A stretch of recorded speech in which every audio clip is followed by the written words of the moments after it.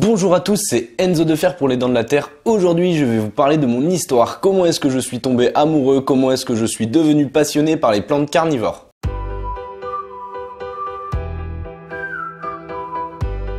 Une enfance dans le jardin, et oui, quand j'étais plus petit, j'ai passé énormément de temps dans le jardin potager et le verger de mon grand-père, qui était maraîcher de métier, et avec qui j'ai pu apprendre différentes techniques autour du jardin, autour de la nature et autour du végétal, notamment par exemple en plantant les pommes de terre, en récoltant les tomates l'été, en semant également des graines pour avoir des plants que l'on a ensuite installés dans le jardin potager l'été. C'est sans aucun doute grâce à lui que cette passion pour le végétal est venue, car il a su me transmettre tout ce qu'il a pu connaître, tout ce qu'il a pu apprendre, mais également tout en me racontant les mille et une anecdotes qui l'entouraient. Et je pense qu'aujourd'hui, les Dents de la Terre ne seraient pas actuellement créées si mon grand-père ne m'avait pas partagé et ne m'avait pas transmis sa passion pour le végétal. Une première expérience. À l'âge de 10 ans environ, j'ai parcouru les allées d'une jardinerie et je suis tombé nez à nez avec la fameuse Dionée attrape-mouche. Et quand on est gamin et quand on voit une plante se refermer, franchement, clairement,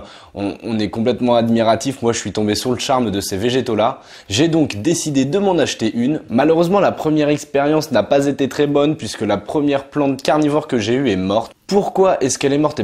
Tout simplement, je ne m'étais pas assez renseigné dessus. Je ne lui procurais pas les bons soins, je ne l'arrosais pas avec la bonne eau, je l'avais mal exposée, je l'avais laissée à l'intérieur. Enfin, voilà, tous les préjugés que je pouvais avoir autour de ces végétaux en pensant que c'était des végétaux d'intérieur m'ont fait agir de la mauvaise façon, ce qui fait qu'au final, ma toute première plante, malheureusement, est morte. Cependant, je suis quelqu'un de très persévérant et quand je fais face à un échec, j'essaye toujours en tout cas dans la mesure du possible, de dépasser cet échec et donc j'ai réessayé, j'ai voulu racheter une autre plante carnivore.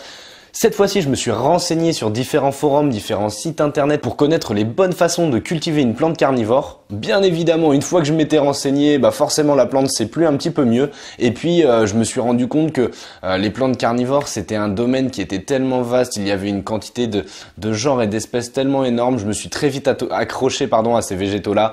J'ai voulu en obtenir davantage, agrandir ma collection. C'est pour ça qu'aujourd'hui, il y a pas moins de 300 variétés et espèces que je collectionne dans ma serre. Vous êtes peut-être demandé pourquoi est-ce qu'il y a mon petit terrarium de phasmes à côté de moi.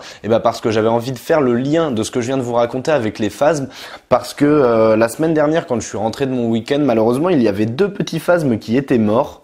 C'est pas pour ça que j'ai déprimé, c'est pas pour ça que je me suis dit ah mince, voilà, j'ai tué entre guillemets 2 phasmes, y a un gros problème, voilà, je me suis pas affolé et j'ai plutôt souhaité me renseigner sur internet, également tenter de rehausser par exemple le chauffage, de mettre beaucoup moins d'humidité dans le terrarium. Et là, depuis une semaine et demie, j'ai pas eu d'autres morts. Pourtant, ils venaient de la même famille. Du coup, je pense, ce que j'avais envie de vous dire à travers cette vidéo, c'est que si je m'étais arrêté à ma première expérience, à mon premier achat de plantes et que je m'étais arrêté là, malheureusement, tout ça aujourd'hui où j'en suis actuellement n'aurait jamais eu lieu. C'est en apprenant de mes échecs et en constatant les potentielles erreurs que j'avais fait que j'ai pu rebondir et donc maintenant, aujourd'hui, avoir une petite collection plutôt sympa. Vous vous êtes peut-être aussi demandé la tache que j'avais là sur le bras. Je me suis fait tatouer l'une de mes plantes carnivores, une Sarracenia flava. En attache, je vais vous montrer à la caméra.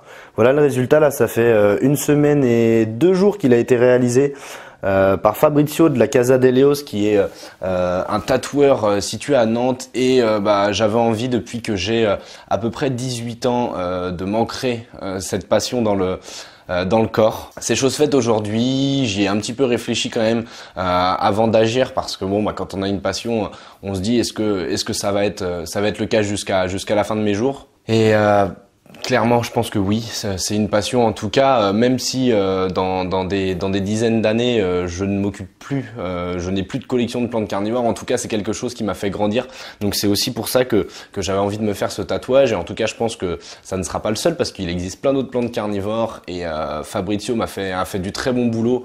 Le résultat final, moi, je suis vraiment très content. Du coup, on va attendre un petit peu pour les prochains tatouages, mais en tout cas, voilà, ça vous montre que au-delà d'être une passion, c'est vraiment quelque chose qui m'anime au quotidien. J'espère que cette petite histoire vous a plu. que vous en avez appris davantage sur moi. En tout cas, si la vidéo vous a plu, n'hésitez pas à la partager sur les réseaux sociaux comme d'habitude. Pourquoi pas d'aller jeter un œil à mon compte Facebook, à mon compte Instagram également. N'hésitez pas également à me dire dans les commentaires, vous, quelle est votre passion, si ce n'est pas les plantes carnivores. On se dit à la prochaine pour une toute nouvelle vidéo. Ensemble, cultivons l'insolite, c'était Les Dents de la Terre.